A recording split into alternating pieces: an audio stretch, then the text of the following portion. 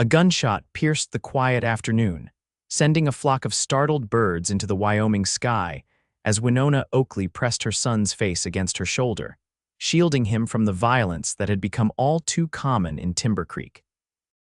It was 1882, and at 23, Winona had already endured more hardship than most women twice her age, the loss of her husband to typhoid fever 6 months ago being the cruelest blow life had dealt her. "Hush now, Thomas," she whispered, her breath visible in the crisp autumn air as she hurried down the muddy Main Street, keeping her eyes fixed ahead. The 4-year-old boy sniffled against her neck, his small hands clutching at her worn shawl.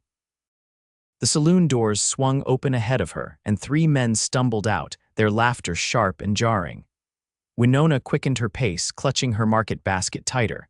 She had only a few dollars left to her name, and winter was approaching fast.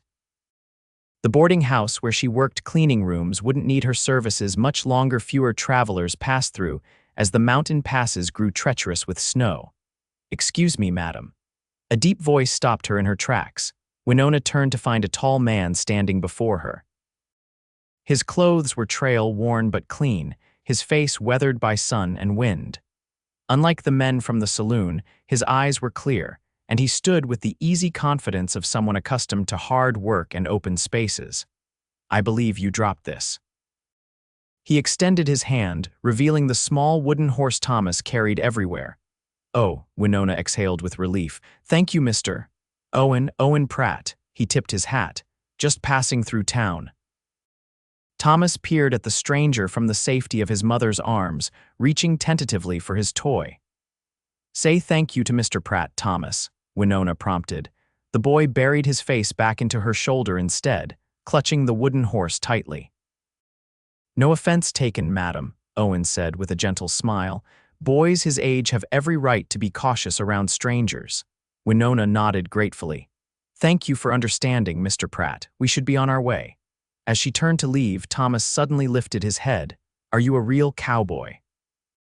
he asked, his voice small but curious. Owen's face brightened. "Yes, sir, I am. Worked cattle drives from Texas to Montana." Thomas's eyes widened with wonder. "My pa was going to teach me to ride a horse," he said, his lower lip trembling slightly. "But now he's in heaven." Winona felt her chest tighten. "Thomas, that's enough. Mr. Pratt has his own business to attend to." Owen's expression softened. "I'm mighty sorry to hear about your loss, madam." Before Winona could respond, a commotion erupted further down the street. Sheriff Dawson was escorting a man in handcuffs toward the jailhouse, a small crowd following behind. Another one caught rustling from the Carson Ranch, a nearby shopkeeper commented. "Third one this month." Owen's attention shifted to the scene, his expression darkening. "Seems like trouble follows cattle these days," he murmured. "This town has changed," Winona admitted. "Ever since the new rail line bypassed us for Clearwater Junction, decent folk have been leaving and the troublemakers staying." "And yet you remain," Owen observed. Winona straightened her shoulders. "This is our home. Thomas was born here. My husband is buried here." Her voice caught slightly. "We make do." Owen nodded respectfully. "A woman of conviction. That's admirable, Mrs. Oakley. Winona Oakley." She shifted Thomas to her other hip. "And we really must be going. Good day, Mr. Pratt." As she walked away, she could feel his eyes following her. There was something different about this cowboy, something that reminded her of better days, when John was still alive and Timber Creek was a peaceful place to raise a family. That evening, as Winona tucked Thomas into the small bed they shared in their one-room cabin at the edge of town, her son asked the question that had been coming more frequently. "Mama, why don't I have a pa anymore?" Winona smoothed his dark hair away from his forehead. "Your pa loved you very much, Thomas. He didn't want to leave us, but God needed him in heaven. Jimmy at the general store has a pa, and Billy too." Thomas clutched his wooden horse. "I want a pa again." Winona swallowed the lump in her throat. "I know, sweetheart, I know." "Could that cowboy be my new pa?" Thomas asked innocently. Winona forced a smile. "That's not how it works, Thomas. Now close your eyes and dream of angels watching over you just like pa is doing."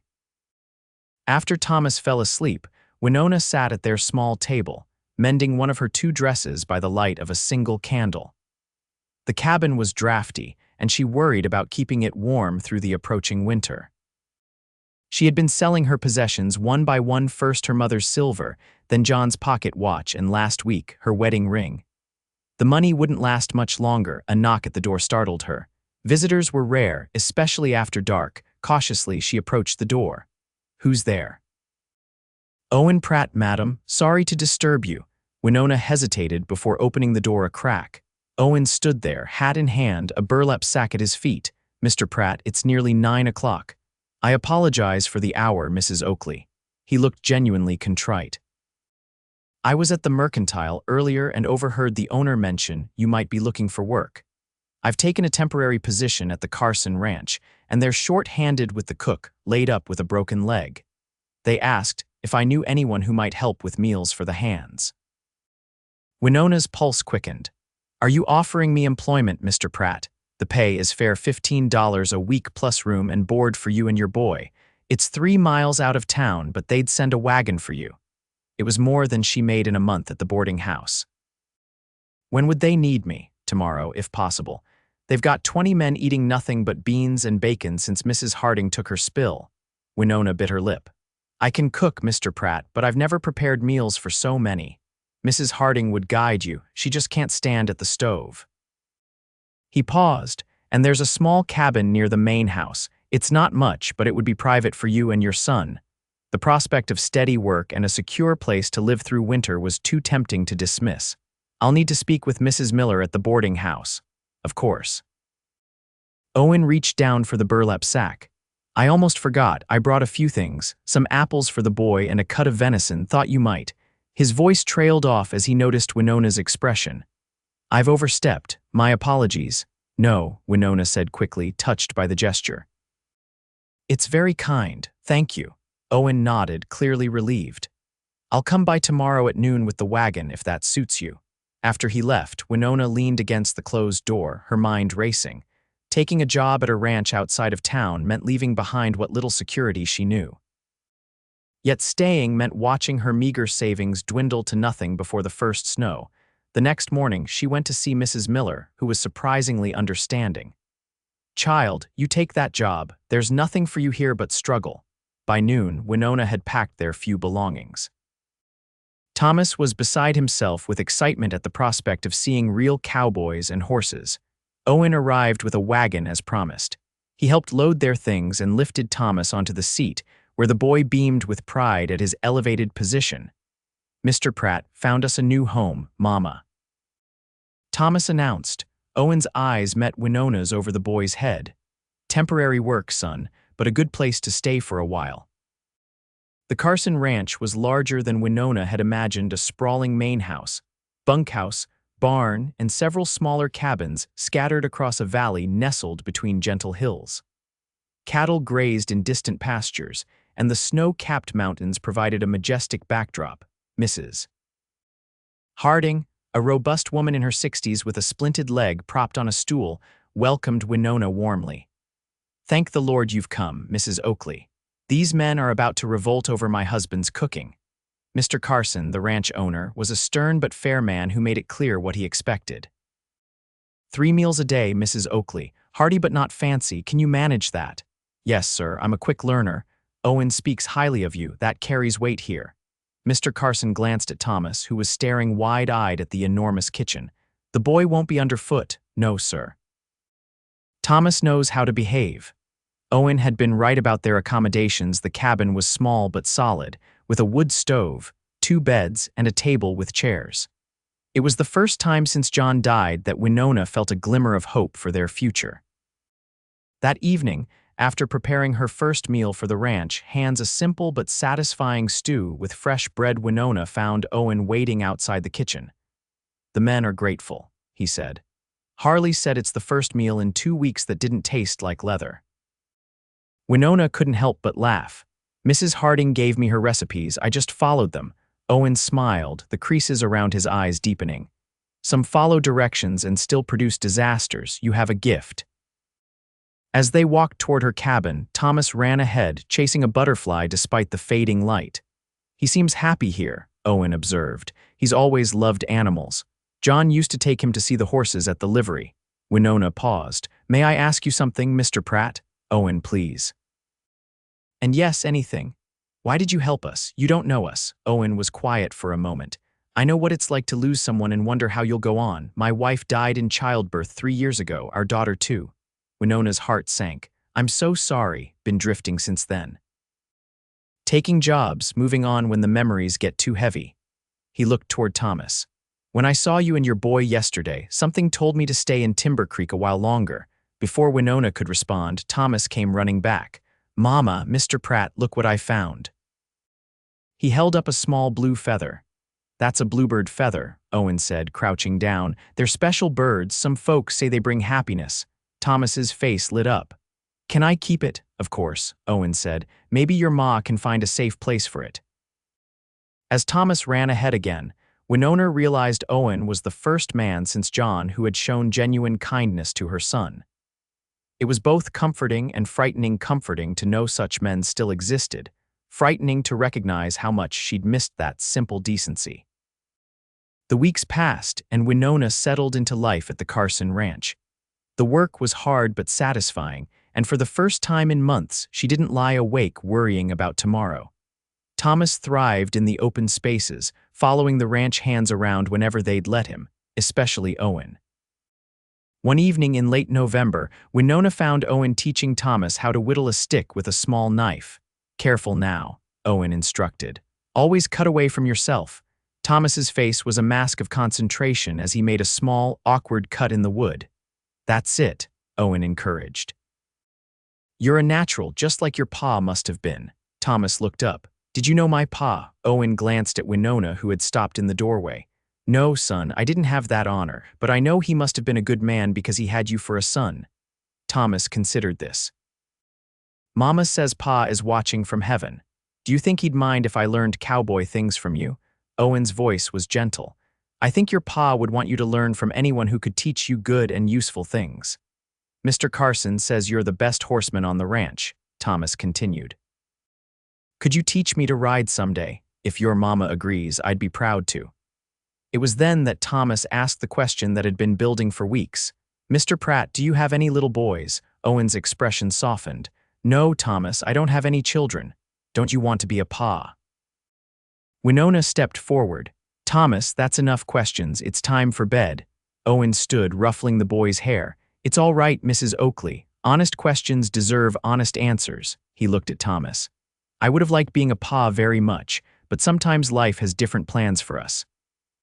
That night after Thomas was asleep, Winona sat on the small porch of their cabin, wrapped in a blanket against the cold. The stars were brilliant overhead, and the distant howl of a coyote echoed across the valley. She heard footsteps and knew without looking that it was Owen. May I join you? He asked, she nodded, and he sat on the step below her. I'm sorry about Thomas's questions, she said. He's been asking everyone about fathers lately. He's trying to make sense of his world, Owen replied. Can't fault him for that. They sat in comfortable silence for a while before Owen spoke again. Carson offered me a permanent position today, foreman. Winona felt an unexpected surge of happiness. That's wonderful, you deserve it. I'm considering it. He turned to look at her, his face shadowed in the moonlight. I've been running from settling anywhere since Sarah died, but lately I've been thinking there might be reasons to put down roots again. The implication hung in the air between them. Winona's heart raced, but caution kept her silent. I should let you rest, Owen said finally, standing. Good night, Winona. It was the first time he'd used her given name, and the sound of it in his deep voice stayed with her long after he'd gone. December brought snow and preparations for Christmas. Mrs. Harding, now hobbling with a cane, insisted on decorating the main house and planning a special dinner for everyone on the ranch. Christmas is for family, she declared, and while we're all here, we're family. Winona worked alongside her, baking cookies and pies, making paper chains with Thomas for the small tree Mr. Carson had brought in. Owen was often away, working with the cattle in the lower pastures, but whenever he returned, he would seek out Thomas first, then Winona. He brought Thomas a hand-carved wooden soldier one evening, and the boy treasured it as much as the horse from his father. 3 days before Christmas, a blizzard swept down from the mountains. The men brought the cattle into sheltered areas, and everyone hunkered down to wait out the storm. That night, as the wind howled around their cabin and snow piled against the windows, Thomas woke crying from a nightmare. "I dreamed Pa was lost in the snow," he sobbed. "He couldn't find his way home." Winona held him, rocking gently. "It was just a dream, sweetheart. Pa is safe in heaven." "But I want him here," Thomas cried. "I want a Pa to teach me things and tuck me in at night." Winona's heart broke for her son's simple, impossible desire. "I know, Thomas, I miss him too." Eventually, Thomas fell back asleep, but Winona remained awake, listening to the storm and wondering if she was doing right by her son. Was staying in this place, growing closer to Owen, fair to Thomas? What if Owen decided to move on after all? The next morning, the storm had passed, leaving a pristine white landscape and clear blue skies. Winona opened their door to find Owen shoveling a path from their cabin to the main house. "You're up early," she said, pulling her shawl tighter. Owen leaned on his shovel. "Wanted to make sure you could get through. Carson's sending some men to check on the herd. I'll be back by nightfall." Thomas appeared behind Winona, rubbing sleep from his eyes. When he saw Owen, he brightened immediately. "Mr. Pratt, can I go with you today?" "Not today, partner." "It's dangerous out there after a storm." Thomas's face fell. "But I want to learn to be a cowboy like you." "There'll be plenty of time for that," Owen assured him. "For now, you stay and help your mama." As Owen turned to leave, Thomas suddenly blurted out, "I wish you were my pa." The words hung in the frigid air. Winona froze, mortified. Owen turned back slowly, his expression unreadable. He walked back to the cabin and crouched down to Thomas's level. "That's a mighty big wish, son," he said gently. "If you were my pa, you could teach me everything and you wouldn't have to go away," Thomas reasoned with a child's simple logic. Owen glanced up at Winona, whose face had flushed deep red despite the cold. "Thomas, that's enough," she managed. "Mr. Pratt has work to do." Owen stood. "I'd better get going. The men will be waiting." He tipped his hat to Winona and strode away through the snow. Winona spent the day in a state of anxious embarrassment, certain that Thomas's innocent wish had made Owen uncomfortable. Would he now keep his distance? Had she allowed Thomas to become too attached? That evening, the men returned later than expected. Winona was serving dinner when they trudged in, stamping snow from their boots and rubbing cold hands together. Owen wasn't among them. "Where's Pratt?" Mr. Carson asked, scanning the group.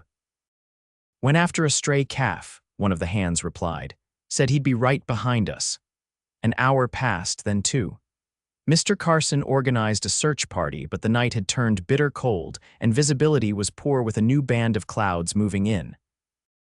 Winona put Thomas to bed, assuring him that Owen would be back soon, then paced their small cabin, peering anxiously out the window at every sound. Close to midnight, she heard shouting. Wrapping a quilt around herself, she rushed outside to see several men helping Owen toward the bunkhouse. He was limping badly, his face pale beneath his hat. "What happened?" she called, hurrying toward them. "Horse stepped in a hole and fell," one of the hands explained. "Owen's leg got caught underneath. Doc's on his way from town." Winona followed them into the bunkhouse, where they eased Owen onto his bunk. His right leg was crudely splinted with tree branches and cloth. "Leave us," Mr. Carson ordered the men. "Mrs. Oakley can stay until the doctor arrives." When they were alone, Winona knelt beside Owen's bunk. "How bad is it?" Owen grimaced. "Broken for sure, but I've had worse." Winona dampened a cloth and gently wiped the dirt and blood from his face. "You had us worried." "Us?" A faint smile crossed his pain-strained features. "Thomas was concerned," she said softly. "As was I." Owen caught her hand. "I heard what Thomas said this morning." Winona looked away. "He's just a child. He doesn't understand. I've been thinking about it all day," Owen interrupted. "Even while I was pinned under that horse, freezing half to death." Winona's heart hammered in her chest. "What do you mean?" "I mean that maybe Thomas sees something we've both been dancing around." Owen's grip on her hand tightened. "Winona, I haven't felt alive since Sarah died, not until I met you and your boy." Before she could respond, the door opened, and the doctor hurried in, followed by Mr. Carson. "We'll talk later," Owen whispered, releasing her hand. The doctor confirmed what they suspected, a clean break that would heal well with proper rest. Owen would be laid up for at least 6 weeks, unable to perform his regular duties. "I can't have an injured foreman, mister," Carson said gruffly when the doctor had finished. Then his expression softened. "But I can have a recuperating bookkeeper. My eyes aren't what they used to be for figures." Relief washed over Owen's face. "Thank you, sir." The next few weeks brought a shift in the rhythm of ranch life. Owen moved into a small room off the main house so Mrs. Harding could help tend to him. Winona brought his meals and often stayed to help him with the ranch accounts.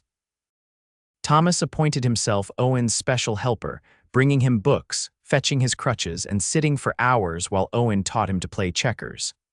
One evening in late January, as Winona was gathering the empty dishes from Owen's room, Thomas asked the question that had been on his mind. "Mr. Pratt, when your leg is all better, will you teach me to ride like you promised?" Owen looked at the boy thoughtfully. "I will. And I was thinking, if it's all right with your ma, maybe we could build you a small corral behind your cabin come spring, for a pony of your own." Thomas's eyes widened. "A real pony. For me, every cowboy needs his own mount," Owen said seriously. Thomas threw his arms around Owen's neck. "Thank you, you're the best almost pa in the whole world." Winona nearly dropped the dishes. "Thomas, that's enough. Let Mr. Pratt rest now." As she ushered her son out, Owen called after her. "Winona, could you come back when he's settled? There's something I need to discuss with you." An hour later, Winona returned, her nerves on edge. She found Owen sitting in a chair by the window, his splinted leg propped on a stool.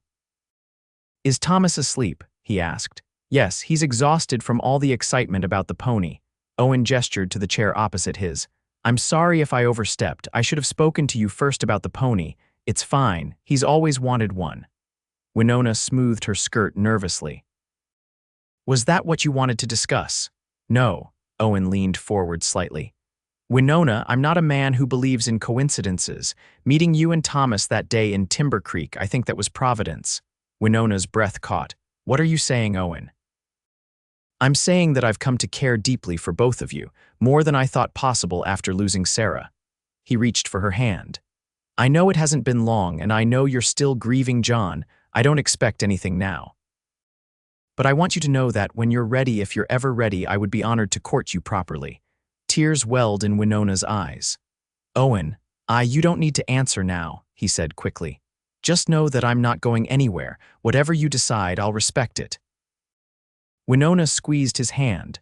"John will always be Thomas's father. Nothing can change that." "I would never try to replace him," Owen assured her, "but I would be proud to help raise his son if you'd allow it." The sincerity in his eyes touched something deep within her, a place she had thought closed forever after John's death. "I need time," she whispered. "Take all the time you need." Spring came to the valley, melting the snow and bringing new life to the ranch. Owen's leg healed well, though he still walked with a slight limp that the doctor said might never fully disappear.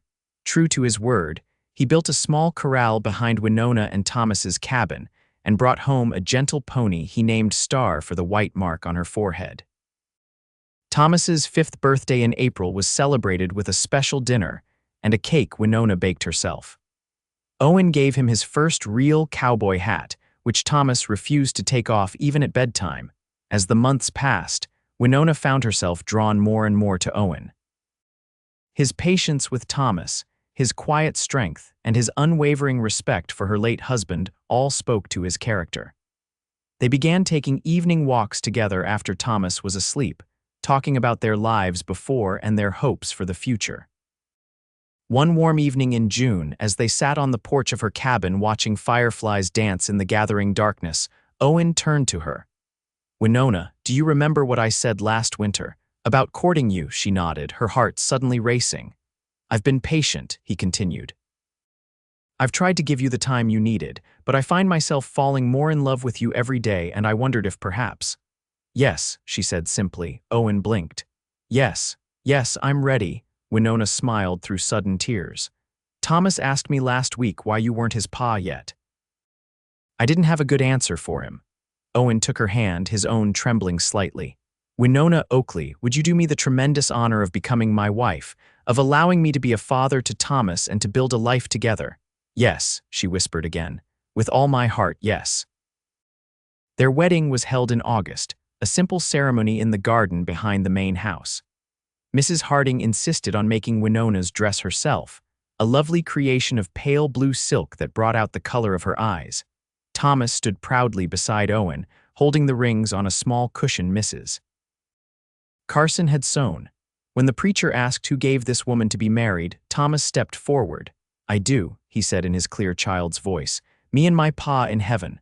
There wasn't a dry eye among the guests. Later, at the celebration, Thomas tugged on Owen's sleeve. "Can I call you pa now?" "For real?" Owen knelt down, eye to eye with the boy. "Thomas, I want you to know something important. Your real pa will always be your pa. Nothing can change that. He helped make you the wonderful boy you are." Thomas nodded solemnly. "But if you want to call me pa too, I'd be proud to be called your pa, prouder than I can say." Thomas threw his arms around Owen's neck.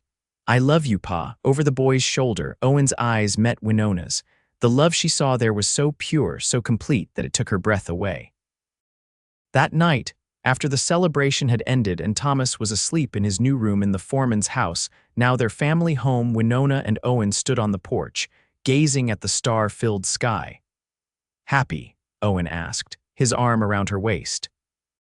"More than I ever thought possible again," Winona replied honestly. "When John died, I thought my heart died with him.